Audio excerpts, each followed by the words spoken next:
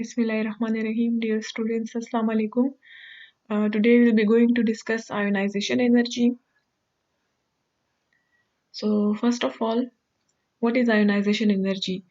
Ionization energy of an element is defined as minimum amount of energy which is required to remove outermost electron of an isolated gaseous atom, resulting in the formation of gaseous cation. अगर आप इस equation को देखें, इस equation में इसकी complete definition लिखी हुई है कि मिनिमम अमाउंट ऑफ एनर्जी जो कि इसके वैलेंस शेल में मौजूद इलेक्ट्रॉन या आउटर मोस्ट इलेक्ट्रॉन को रिमूव करने के लिए रिक्वायर होती है, उसको हम कहते हैं आयोनाइजेशन एनर्जी। लेकिन साथ में इसको बाउंड कर लिया गया है कि आइसोलेटेड गैशियस एटम, यानी जिस एटम से जिस एटम के वैलेंस शेल से हमने इलेक्ट्रॉन को रिमूव करना है, उसको सबसे पहले आइसोलेटेड फॉर्म यानी कि उसको एटॉमिक फॉर्म में होना चाहिए।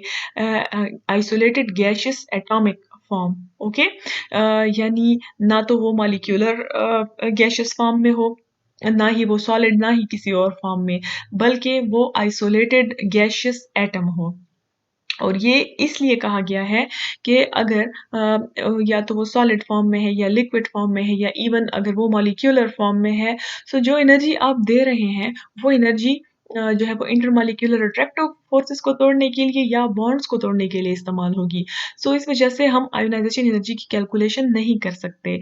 इसलिए उस एटम का आइसोलेटेड गैशियस एटॉमिक फॉर्म में होना ज़रूरी है ताकि जो एनर्जी दे रहे हैं वो डायरेक्ट आयोनाइजेशन एनर्जी यानी कि इलेक्ट्रॉन की रिमूवल के लिए इस्तेमाल हो सके ताकि हम उसकी कैलकुलेशन इजीली कर सकें। सो यहाँ अगर आप इस इक्वेशन को देखें, मेटल है, कोई भी मेटल है, क्योंकि यूजुअली आयोनाइजेशन एनर्जी हम मेटल्स की देखते हैं, नॉन मेटल्स की भी देखते हैं, तमाम एलिमेंट्स की देखी जाती है, लेकिन जो है ज़्यादा यूजफुल हमारे पास ये मेटल्स के लिए है। सो यहाँ पे हमारे पास कोई मेटल या एलिमेंट है जो कि अपनी गैशियस आइसोलेटेड एटॉमिक फॉर्म में है, जो एनर्जी इसको सप्लाई की जा रही है वो यूज हो रही है कहाँ पे, इलेक्ट्रॉन की रिमूवल के लिए। ठीक है, ये वैलेंस शेल है किसी भी एटम का, इसके जो एनर्जी हम दे रहे हैं इसको वो इलेक्ट्रॉन को रिमूव करने के लिए इस्तेमाल हो रही है। अब इलेक्ट्रॉन जो रिमूव हो गया तो जाहिर बात है कि पीछे हमारे पास एक कैटाइन बच गया जो कि अगेन गैशियस आइसोलेटेड फॉर्म में है। Okay, so the process is called ionization energy and energy required is presented as ionization energy या IE. So हम ionization energy को IE से usually represent करते हैं abbreviated form में, और ये process जो है वो कहलाता है ionization. So next इसकी यूनिट को देखते हैं। यूनिट जो है आयोनाइजेशन एनर्जी का, या आयोनाइजेशन एनर्जी को जो है हम किलो जूल पर मोल में मेजर करते हैं या फिर इसको इलेक्ट्रॉन वोल्ट पर एटम में भी इसकी मेजरमेंट की जा सकती है। अच्छा, आयोनाइजेशन एनर्जी हमारे पास जाहिर बात है कि वैलेंस शेल में ज़रूरी नहीं कि एक इलेक्ट्रॉन हो, एक से ज़्यादा इलेक्ट्रॉन भी हो सकते हैं। सो इस वजह से हम आयोनाइजेशन एनर्जी को कैटेगराइज कर सकते हैं, यानी कि एक इलेक्ट्रॉन रिमूव किया तो फर्स्ट आयोनाइजेशन कहलाएगी, अगर सेकंड इलेक्ट्रॉन रिमूव किया तो सेकंड आयोनाइजेशन, थर्ड तो थर्ड, फोर्थ तो फोर्थ, या फिर हम इसको अगर समराइज कर ले तो हम कह सकते हैं कि successive ionization energies. Okay, so first of all successive ionization energy में हमारे पास आ रही है first ionization energy. Okay, so the ionization energy corresponding to the removal of the first electron from the outermost shell of an atom is called first ionization energy. यहाँ पे आप इस इक्वेशन को देख सकते हैं, ये हमारे लिए जो है फर्स्ट आयोनाइजेशन एनर्जी के लिए इस्तेमाल होगी। सो हमारा जो एटम है वो अपनी गैशियस आइसोलेटेड फॉर्म में है, जो एनर्जी हम इसको दे रहे हैं वो फर्स्ट आयोनाइजेशन एनर्जी है, और उसकी वजह से वो एम प्लस यानी कि यूनी पॉजिटिव चार्ज इस पे आ गया है और एक इलेक्ट्रॉन रिमूव हो गया है।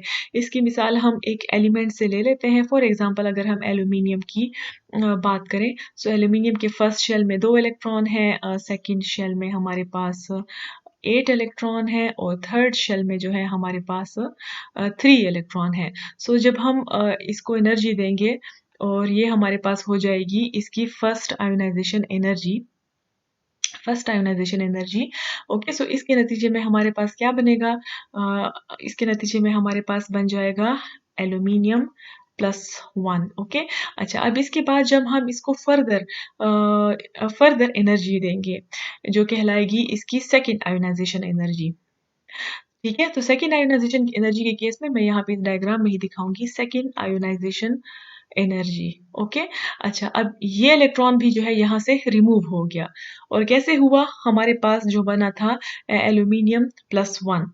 एल्यूमिनियम प्लस 1 में से फर्दर एक इलेक्ट्रॉन निकाला, सो वो कन्वर्ट हो गया एल्यूमिनियम प्लस 2 में। ओके, इस तरह जब हम इसको मजीद एनर्जी देंगे और ये कहलाएगी इसकी थर्ड आयोनाइजेशन एनर्जी, जो यहाँ से हमारे पास इस स्पीची से होगी, यानी कि जिसमें से 2 इलेक्ट्रॉन ऑलरेडी रिमूव हो चुके हैं, फर्दर हम इसमें से एक इलेक्ट्रॉन रिमूव कर रहे हैं, सो ये कन्वर्ट हो जाएगा एल्यूमिनियम प्लस 3 कैटाइन में, और ये थर्ड आयोनाइजेशन एनर्जी कहलाएगी इसकी। जहाँ आप इक्वेशन में भी देख सकते हैं कि यहाँ पे हमारे पास न्यूट्रल एटम है, ये हमारे पास यूनिपॉजिटिव कैटाइन में कन्वर्ट हुआ।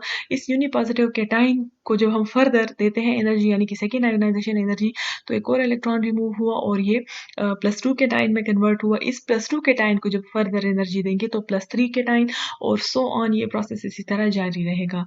तो इसी तरह सेकेंड आयोनाइजेशन एनर्जी है क्या है कि similarly second ionization energy correspond to the removal of second electron from M+, यानी न्यूट्रल एटम से नहीं बल्कि जिसकी फर्स्ट आयोनाइजेशन हो चुकी हो उसमें से फर्दर इलेक्ट्रॉन निकालने को कहते हैं। इस तरह थर्ड आयोनाइजेशन एनर्जी क्या होगी? जब हमारे पास M2 कैटाइन बना था उसमें से अगर हम एक और इलेक्ट्रॉन रिमूव करेंगे, सो M3 कैटाइन बनेगा, एंड सो ऑन।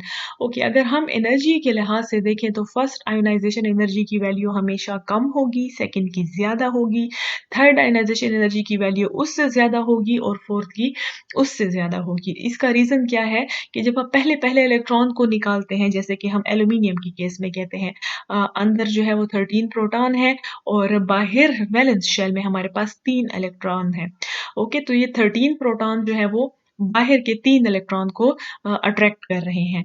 एक इलेक्ट्रॉन हमने निकाल दिया, तो अब हमारे पास एल्यूमिनियम यानी कि कोई भी यूनिपॉजिटिव कैटाइन बन गया है। ओके, अब 13 इलेक्ट्रॉन है लेकिन 13 प्रोटॉन है, लेकिन इलेक्ट्रॉन हमारे पास हो गए हैं 12।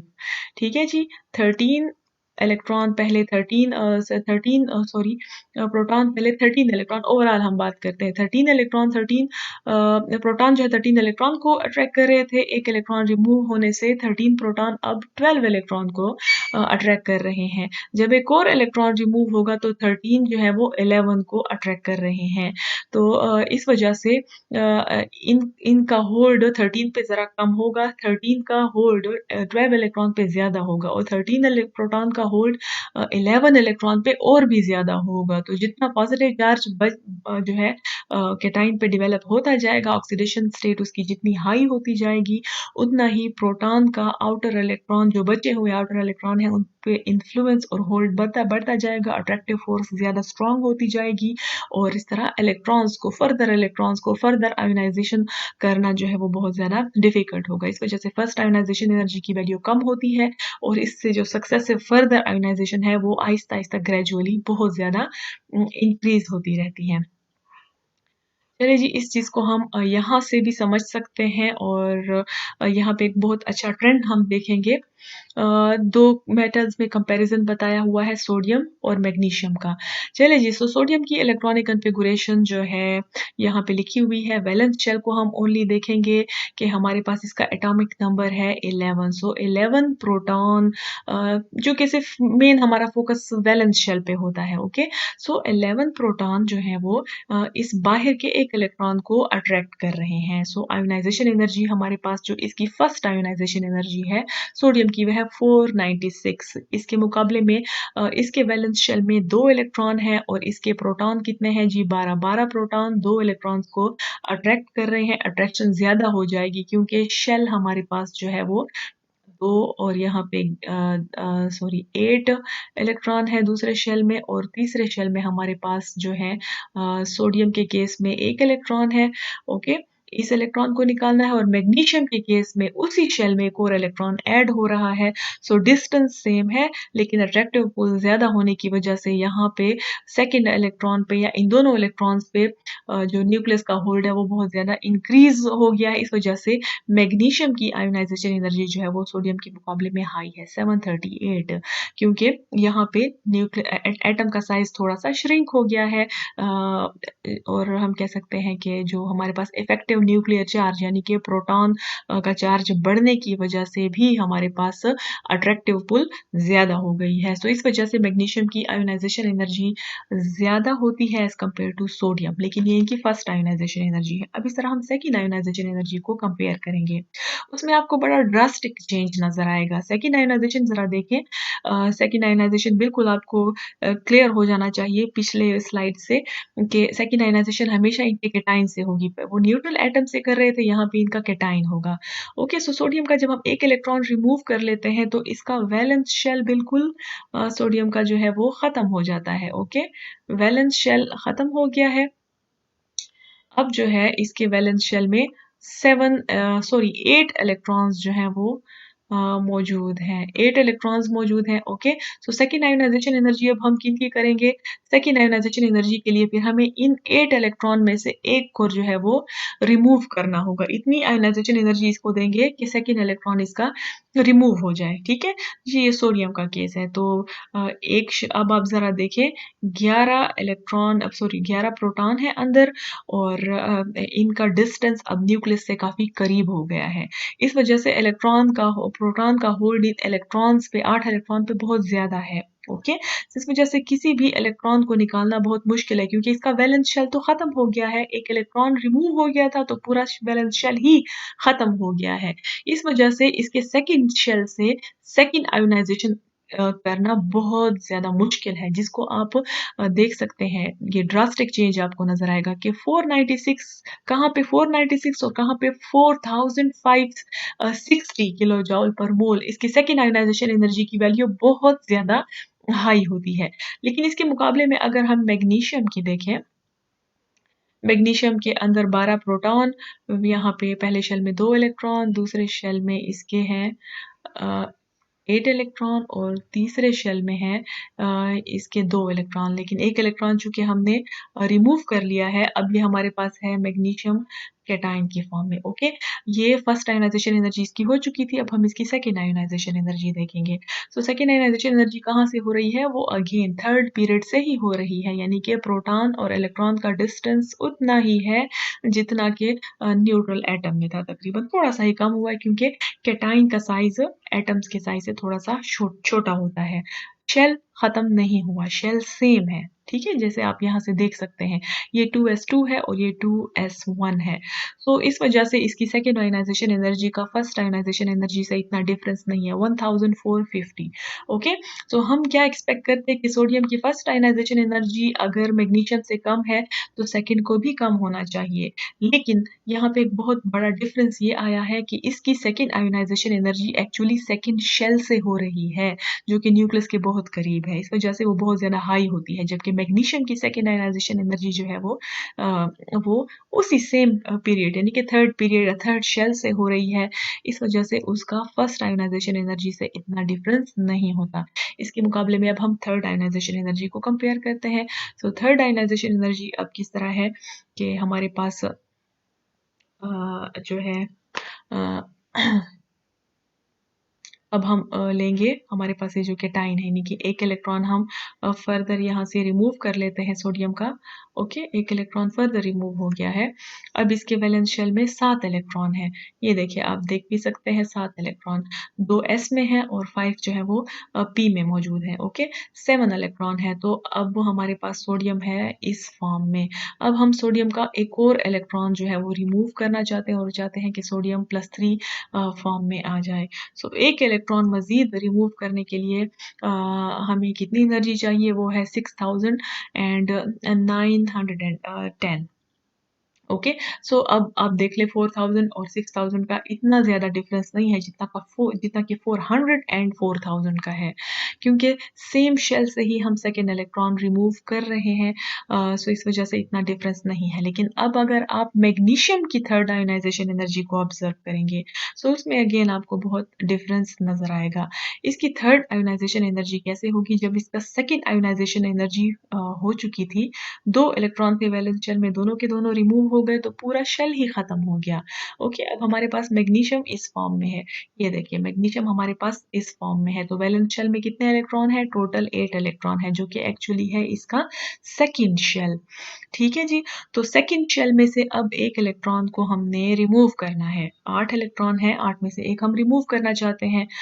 तो फिर से ये वही केस है जो कि सोडियम के सेकेंड आयोनाइजेशन एनर्जी में हो रहा था। उसका पहला शेल खत्म हो गया था, यहाँ पे भी पहला शेल कंप्लीटली खत्म हो गया है। अब 12 प्रोटॉन का इन इलेक्ट्रॉन वैलेंस इलेक्ट्रॉन से डिस्टेंस काफी डिक्रीज हो गया है। इस वजह से प्रोटॉन का होल्ड इन इलेक्ट्रॉन्स पे बहुत ज्यादा बढ़ गया है। सो इस वजह से अब बहुत ज्यादा एनर्जी हमें देनी पड़ेगी सेकेंड आयोनाइजेशन एनर्जी के मुकाबले में, जिसको आप ऑब्जर्व कर सकते हैं कि कहाँ पे 1450 और उसके बाद अचानक से थर्ड आयोनाइजेशन एनर्जी जो है वो 7730। ओके। तो अगर आपको फर्स्ट और सेकंड, यहाँ पे मैं आपको बहुत इंपॉर्टेंट पॉइंट बता दूं, अगर आपको फर्स्ट और सेकंड आयोनाइजेशन एनर्जी में बहुत बड़ा डिफरेंस नजर आए अचानक से, सो इसका मतलब है कि सेकंड आयोनाइजेशन एनर्जी अब जो है वो नेक्स्ट शेल से हो रही है। एक शेल कंप्लीटली खत्म हो गया है। ओके। लेकिन अगर फर्स्ट और सेकंड आयोनाइजेशन एनर्जी में इतना ज़्यादा डिफरेंस नहीं है, तो सेकंड आयोनाइजेशन एनर्जी हमारे पास सेम शेल से हो रही होती है। ठीक है। जैसे यहाँ पे आप सोडियम के केस में देखें, ये इतना बड़ा डिफरेंस है, तो यहाँ पे जो है नेक्स्ट शेल से आयोनाइजेशन एनर्जी हो रही थी। और मैग्नीशियम के केस में भी थर्ड आयोनाइजेशन एनर्जी हमारे पास नेक्स्ट शेल से होती है, तो बहुत बड़ा डिफरेंस है। लेकिन डिफरेंस कम है तो सेम शेल से होगी। लेकिन एक बात अगेन याद रखने की है कि फर्स्ट आयोनाइजेशन एनर्जी हमेशा कम होती है, सेकंड उससे ज़्यादा होती है, थर्ड उससे ज़्यादा होती है, फोर्थ उससे ज़्यादा होती है। लेकिन अगर डिफरेंस बहुत ज़्यादा है तो नेक्स्ट शेल से हो रही है, और अगर डिफरेंस कम है तो सेम शेल से हो रही है। नेक्स्ट स्लाइड की तरफ चलते हैं। अब फैक्टर्स को डिस्कस करते हैं कि कौन से फैक्टर्स हैं जो कि आयोनाइजेशन एनर्जी की वैल्यू को अफेक्ट करते हैं। सो फर्स्ट ऑफ ऑल है number of shell and atomic size. Ionization energy is inversely proportional to number of the shell present in an atom of element. More the number of shell, greater is the atomic size, further is the electron from the nucleus, and easier is its removal, and lesser is the ionization energy. Simple सी बात है कि जितने ज्यादा shell होंगे, जितने ज़्यादा shell होंगे, ओके, उतना ही वैलेंस इलेक्ट्रॉन जो है वो न्यूक्लियस से दूर होगा, और एज अ रिजल्ट न्यूक्लियस का आउटर इलेक्ट्रॉन पे होल्ड कम होता जाएगा, और उस इलेक्ट्रॉन को रिमूव करना ज़्यादा इजी है। सो जितना ज़्यादा शेल होंगे उतना ज़्यादा एटॉमिक साइज होगा, और उतनी ही आयोनाइजेशन एनर्जी कम होगी। सो इनके दरमियान होता है इनवर्स रिलेशनशिप। जितना साइज बड़ा है, जितने शेल ज़्यादा है, उतनी आयोनाइजेशन एनर्जी कम होती है। नेक्स्ट है हमारे पास न्यूक्लियर चार्ज। न्यूक्लियर चार्ज का क्या रिलेशनशिप है कि आयोनाइजेशन एनर्जी, इसको हम न्यूक्लियर चार्ज को हम ऑब्जर्व करते हैं पीरियड में, यानी जैसे हमारे पास सक्सेसिवली न्यूक्लियर चार्ज बढ़ रहा है। न्यूक्लियर चार्ज का सिंपल मतलब है एटॉमिक नंबर। जैसे कि एटॉमिक नंबर, जैसे कि हम फॉर एग्जांपल डिस्कस करते हैं लिथियम। ओके, लिथियम हमारे पास है एटॉमिक नंबर 3। इसके आगे हम जाएंगे तो फिर आ जाता है बेरिलियम एटॉमिक नंबर 4। फिर उसके आगे जाएंगे तो बोरॉन एटॉमिक नंबर 5। ओके, ये है न्यूक्लियर चार्ज में इंक्रीज। तो जैसे जैसे हम पीरियड में जा रहे होते हैं और हमारे पास न्यूक्लियर चार्ज यानी कि नंबर ऑफ प्रोटॉन न्यूक्लियस में बढ़ रहे होते हैं, तो इसका इफेक्ट क्या होता है एटॉमिक साइज पे पहले हम देखेंगे। ओके, क्योंकि इन सब का रिलेशनशिप एक जैसा है। लेफ्ट टू राइट पीरियड में हम बढ़ते हैं तो न्यूक्लियर चार्ज बढ़ रहा होता है, और एज अ रिजल्ट हमारे पास एटॉमिक साइज डिक्रीज होता जाता है, श्रिंक होता जाता है, क्योंकि न्यूक्लियस का आउटर इलेक्ट्रॉन पे होल्ड ज़्यादा हो रहा है, क्योंकि इलेक्ट्रॉन सेम शेल में ऐड हो रहे होते हैं। सो इस वजह से साइज श्रिंक होने की वजह से, होल्ड ज़्यादा होने की वजह से हमारे पास आयोनाइजेशन एनर्जी भी इंक्रीज होती जाती है। सो इनके दरमियान क्या है, डायरेक्ट रिलेशनशिप है।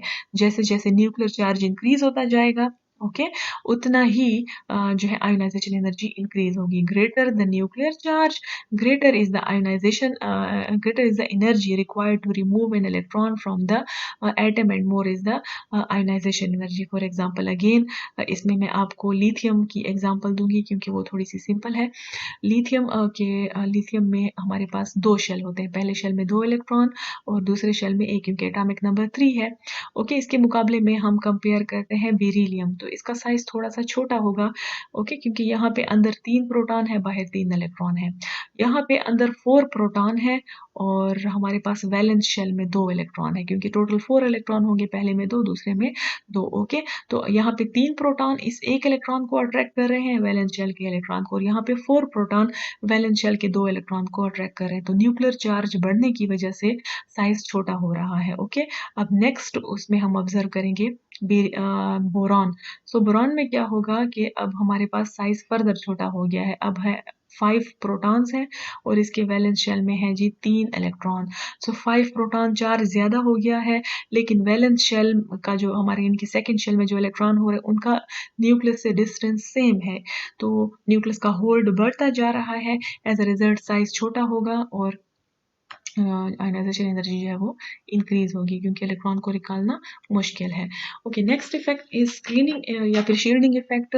ये इसका रिलेशनशिप डायरेक्ट साइज के साथ है, जैसे कि साइज में हमने डिस्कस किया था कि जितने शेल्स जो है वो इंक्रीज होते जाएंगे, सो इनका इफेक्ट क्या होगा, इसके इफेक्ट को हम कहते हैं यानी कि वैलेंस शेल, ओके, और प्रोटॉन यानी कि न्यूक्लियस के दरमियान जितने शेल आप इंक्रीज करते जाएंगे, इस इफेक्ट को हम कहते हैं स्क्रीनिंग इफेक्ट, क्योंकि अंदर वाले सारे शेल कंप्लीटली फिल्ड होते हैं। ये तो आपको मालूम है कि पहले शेल में 2, दूसरे शेल में 8 और इस तरह तरतीब से हमारे पास इलेक्ट्रॉन फिल हो रहे होते हैं।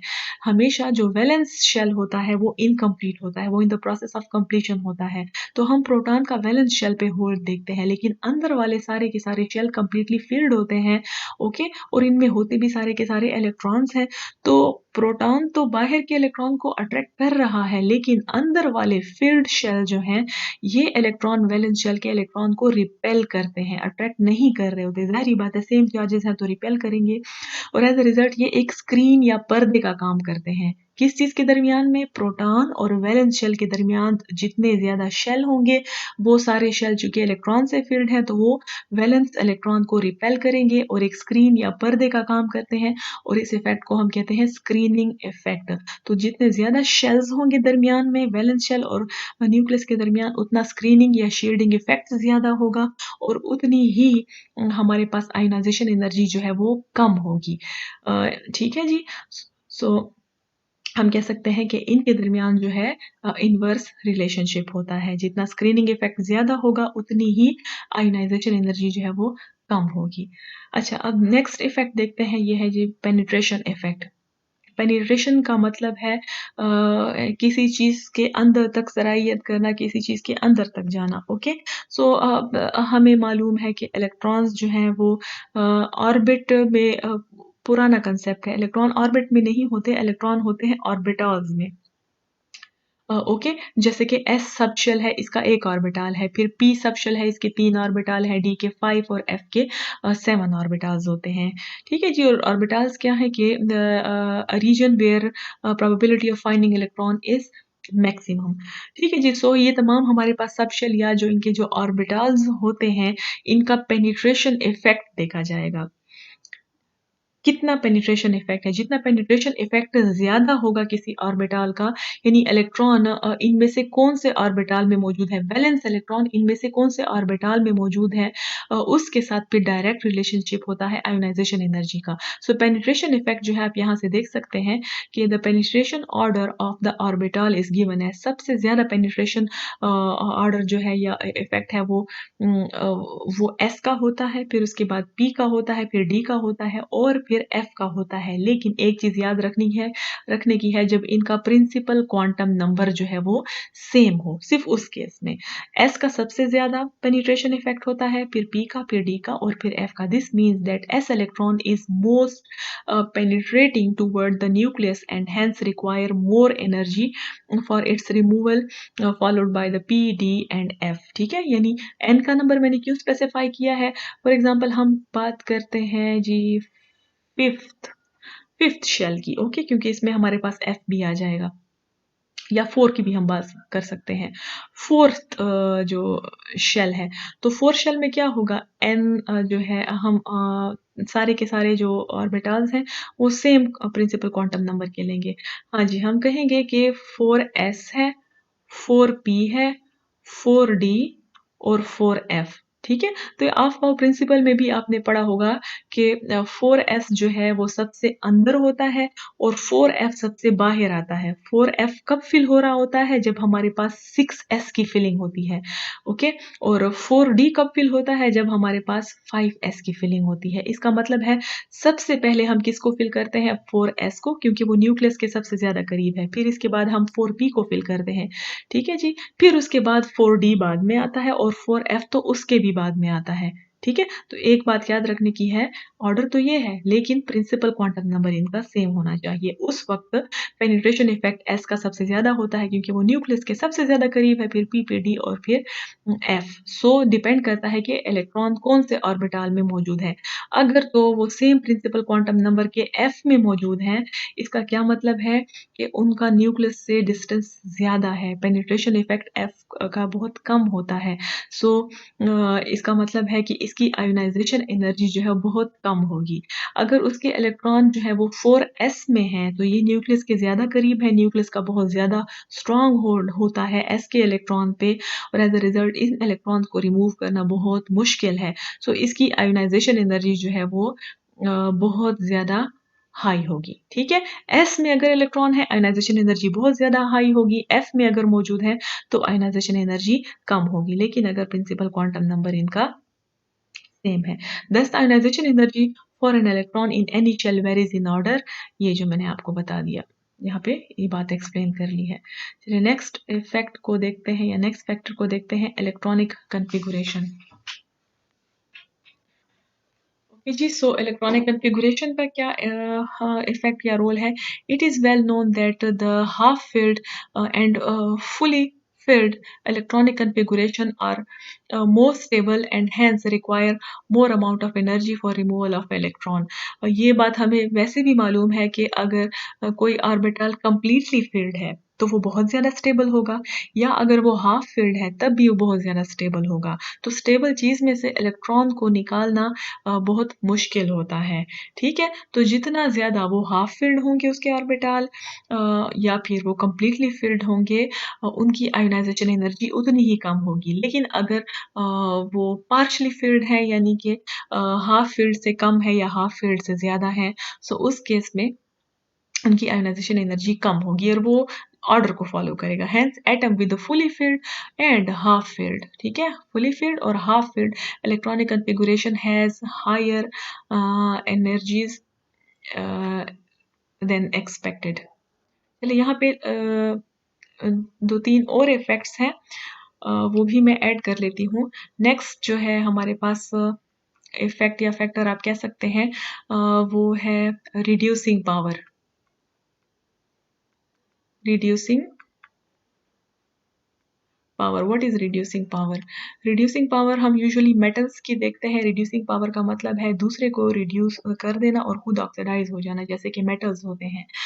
ये खुद अपना इलेक्ट्रॉन लॉस करके दूसरे को रिड्यूस कर लेते हैं। सो रिड्यूसिंग पावर जितनी ज़्यादा होगी, जितनी ज़्यादा रिड्यूसिंग पावर होगी, उतना ही हमारे पास आयोनाइजेशन एनर्जी जो है वो कम होगी, यानी इनके दरमियान इन्वर्स रिलेशनशिप है।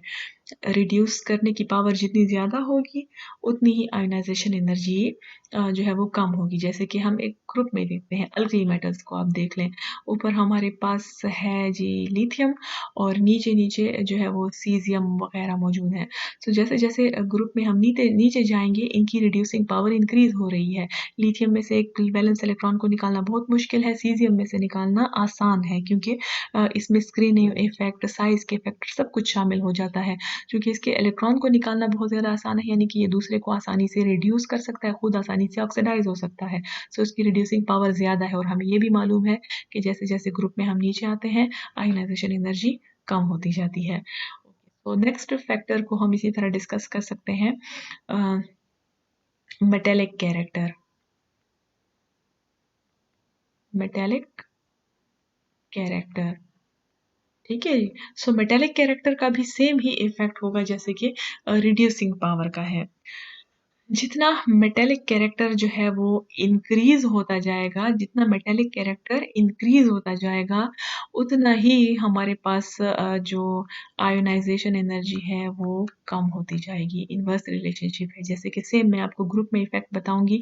डाउन द ग्रुप हम जा रहे हैं तो मेटेलिक कैरेक्टर इंक्रीज हो रहा है, क्योंकि वो आसानी से इलेक्ट्रॉन लॉस कर सकता है, इलेक्ट्रोपॉजिटिविटी इंक्रीज हो रही है, और इसके मुकाबले में आयोनाइजेशन एनर्जी कम होती जा रही है। तो इनवर्स रिलेशनशिप है।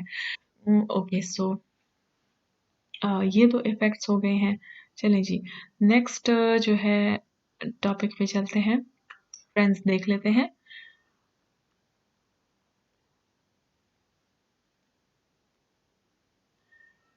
चलें जी, so in general ionization energy decreases in moving from top to bottom in a group and increases from left to right in a period. Period में जब हम लेफ्ट टू राइट जाते हैं आयोनाइजेशन एनर्जी हमारे पास जो है वो इंक्रीज हो रही होती है, लेकिन ग्रुप में टॉप टू बॉटम जब आते हैं तो वो डिक्रीज हो रही होती है, ठीक है। अच्छा, ग्रुप में इसकी वेरिएशन अब डिटेल से देखते हैं। As you move from top to bottom in a group there is an increase in the atomic size, nuclear charge and shielding effect, ठीक है। इन तीनों चीज़ों का फैक्टर साथ में कंबाइन है कि साइज इंक्रीज हो रहा है, न्यूक्लियर चार्ज इंक्रीज हो रहा है और शील्डिंग इफेक्ट इंक्रीज हो रहा है। सो इसका इफेक्ट क्या होगा कि न्यूक्लियस का वैलेंस इलेक्ट्रॉन के ऊपर होल्ड कम होता जाएगा और आयोनाइजेशन एनर्जी ग्रुप में हमारे पास इस वजह से डिक्रीज होती है, ठीक है जी। So however the combined effect of increase in the atomic size, shielding effect dominate over the effect of increase in the nuclear charge, क्योंकि न्यूक्लियर चार्ज का हमने क्या पढ़ा था, न्यूक्लियर चार्ज जैसे जैसे इंक्रीज होता जाता है सो उतनी ही आयोनाइजेशन एनर्जी कम होनी चाहिए। लेकिन यहाँ पे चूंकि दो मजीद फैक्टर हैं, एटॉमिक साइज और शील्डिंग इफेक्ट, इनके बढ़ने की वजह से ग्रुप में आयोनाइजेशन एनर्जी डिक्रीज होती है। Hence, ionization energy decreases from top to bottom in any group, with exception to be discussed in later chapter. चलिए जी, कुछ एक्सेप्शन है उसको फिर मैं लास्ट में डिस्कस करूंगी। अब variation in the period, period में इसका क्या इफेक्ट होता है। पीरियड में भी बहुत ऑब्वियस सा है, बार बार हम उसी चीज़ को रिपीट कर रहे हैं कि जैसे जैसे पीरियड में हम लेफ्ट टू राइट बढ़ रहे होते हैं हमारे पास इफेक्टिव न्यूक्लियर चार्ज बढ़ रहा होता है, ठीक है।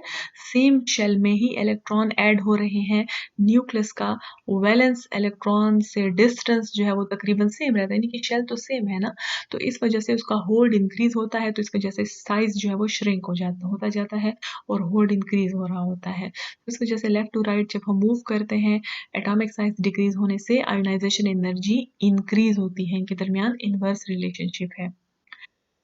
चलें देख लेते हैं। There is no change in the number of the shell, number of shell same है बिल्कुल, but atomic size decreases and nuclear charge increases, left to right nuclear charge increase हो रहा है और एटॉमिक साइज डिक्रीज हो रहा है, thereby pulling the electron cloud toward the nucleus. Hence more energy is required to remove electron from the outermost shell of the atom, resulting in increase in ionization energy. इस effect को आप clearly इस table से इस diagrammatic representation से देख सकते हैं कि ये हमारे पास पहले ग्रुप में ट्रेंड देख लेते हैं। ग्रुप में ट्रेंड क्या है, डाउन द ग्रुप डिक्रीज होती है, और अगर हम इस तरह देखें तो यानी कि टॉप बॉटम टू टॉप हमारे पास इंक्रीज हो रही है।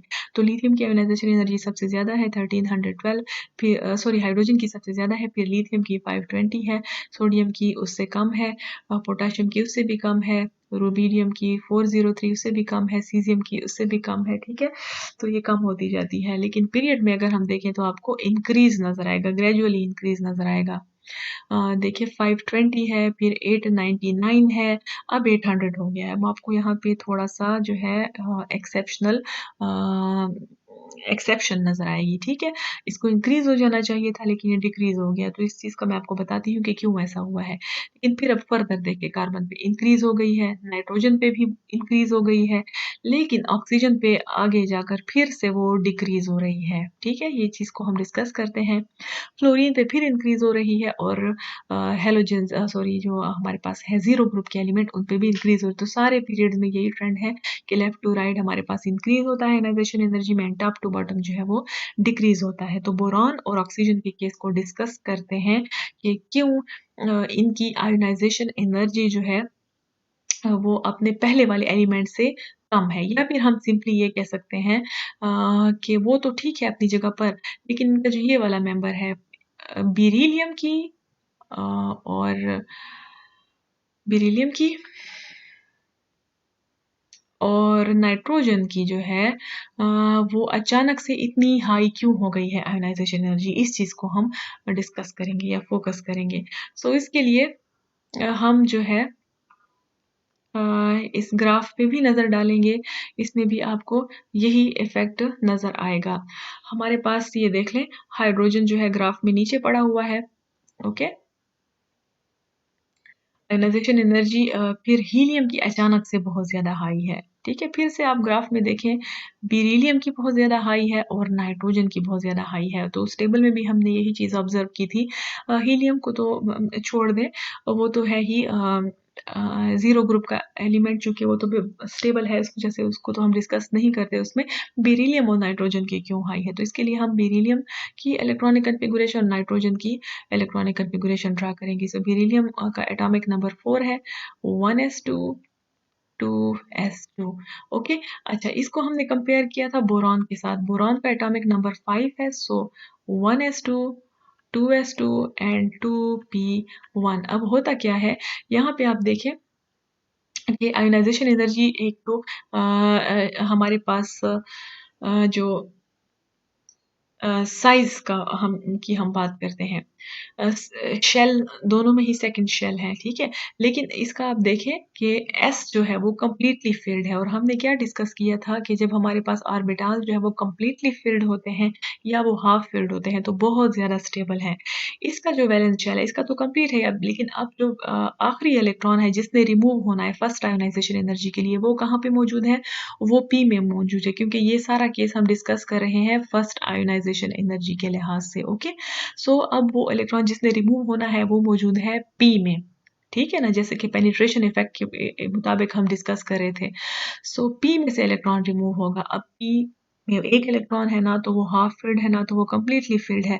इसके मुकाबले में बेरिलियम का कंप्लीटली फिल्ड है। सो इस वजह से इसके इलेक्ट्रॉन को निकालना बहुत ज़्यादा मुश्किल है। इसके मुकाबले में बोरॉन के इलेक्ट्रॉन को निकालना आसान है क्योंकि वो p में मौजूद है और इसके इलेक्ट्रॉन s में मौजूद है। ठीक है जी। सो इस वजह से बेरिलियम आपको अचानक से ये ग्राफ में बहुत ज़्यादा ऊपर से नज़र आएगा यानी कि इसकी वैल्यू लिथियम के ख़ास ऑर्डर में बढ़नी चाहिए थी, इस तरीके से ग्राफ हमारे पास स्ट्रेट लाइन में जाता। लेकिन लिथियम के बाद अचानक से बेरिलियम की वैल्यू आयनाइज़ेशन एनर्जी बहुत ज़्यादा हाई हो गई है। बोरॉन की अपनी वैल्यू ठीक है, लेकिन अचानक से बेरिलियम की बहुत ज़्यादा हाई हो गई है। ठीक है, तो इसका रीज़न ये है कि इसके इलेक्ट्रॉन जो है वो कंप्लीटली फ़िल्ड है s में, सो वो बहुत ज़्यादा हाई होंगे। अब हम नाइट्रोजन के केस को डिस्कस करते हैं, मेरे ख़्याल से अब आपको समझ आ गई होगी कि क्या रीज़न होगा इसमें भी। सो नाइट्रोजन हमारे पास जो है अगेन ये हमारे पास होता है atomic number 7 so valence shell electronic configuration 1s2 2s2 and 2p 3 होता है क्योंकि इसके वैलेंस शेल में हमारे पास टोटल 5 इलेक्ट्रॉन है 5 plus 2 is equal to 7 so valence shell में जो है हमारे पास 5 टोटल इलेक्ट्रॉन है 2 s में है और 3 p में है ठीक है जी। सो अब इसको हम ऑक्सीजन से कंपेयर करते हैं ऑक्सीजन का atomic number 8 so same electronic configuration होगी लेकिन थोड़ा सा फर्क होगा p में। तो पी में अब इसके हैं टोटल 4 इलेक्ट्रॉन। चलिए जी, अब हम नाइट्रोजन की इलेक्ट्रॉनिक कन्फिग्रेशन देखते हैं। 3 इलेक्ट्रॉन है तो पी है हमारा हाफ फिल्ड। इसके मुकाबले में अगर हम ऑक्सीजन को देखें, ऑक्सीजन के 4 इलेक्ट्रॉन हैं। ठीक है जी, सो ये हाफ फिल्ड नहीं है, हाफ फिल्ड से थोड़ा सा ज़्यादा है। सो ऑब्वियसली नाइट्रोजन बहुत ज़्यादा स्टेबल है, क्योंकि इसमें एस भी कम्प्लीटली फिल्ड है और इसका पी यानी कि फर्स्ट आयनाइजेशन एनर्जी तो पी से ही होगी, और वो हाफ फिल्ड है। So half filled electronic configuration बहुत ज़्यादा स्टेबल होती है। इस वजह से इसकी आयोनाइजेशन एनर्जी अपने इस ट्रेंड से, यानी कि ये ट्रेंड हमारे पास इस तरह आना चाहिए था, लेकिन ये ग्राफ अचानक से ऊपर हो गया है, क्योंकि इसके इलेक्ट्रॉन पी में मौजूद है जो कि हाफ फिल्ड है। इस वजह से फर्स्ट आयनाइजेशन एनर्जी इसकी बहुत ज़्यादा हाई है as compare to oxygen. Oxygen की फिर से कम हो गई है, क्योंकि इसका पी अब हाफ फिल्ड से ज़्यादा हो गया है। सो होपफुली आपको इस एक्सेप्शन की समझ आ गई होगी। यहाँ से भी आपको मैं बता देती हूँ। However this this change is not smooth as clear from this big figure. We can see that first ionization energy of the beryllium is higher as compared to boron, because of the reason that beryllium has a stable outer shell electronic configuration, यानी कि completely s होता है इसमें।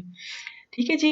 And also the penetration effect of the s electron is more than p. यहाँ 2 factor आ रहे हैं, दूसरे factor को मैं डिस्कस करना भूल गई। इसके बोरॉन में आउटर पी है, जबकि इसका एस होता है और सेम क्वांटम नंबर है इनका, जैसे कि मैंने आपको कहा था प्रिंसिपल क्वांटम नंबर। तो एस का पेनिट्रेशन इफेक्ट ज़्यादा होता है, एक तो कंप्लीटली फील्ड है, दूसरा उसका पेनिट्रेशन इफेक्ट भी ज़्यादा है। इस वजह से इसकी आयनाइजेशन एनर्जी ज़्यादा है, जबकि पी का पेनिट्रेशन इफेक्ट भी कम होता है और वो ना तो हाफ फिल्ड है ना तो completely filled है। Similarly, ionization energy of nitrogen is higher than oxygen because of the half filled stable electronic configuration of nitrogen.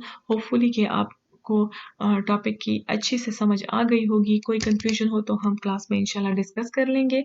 चलिए, मेरी तरफ से अल्लाह हाफिज़। नेक्स्ट लेक्चर में मुलाकात होगी।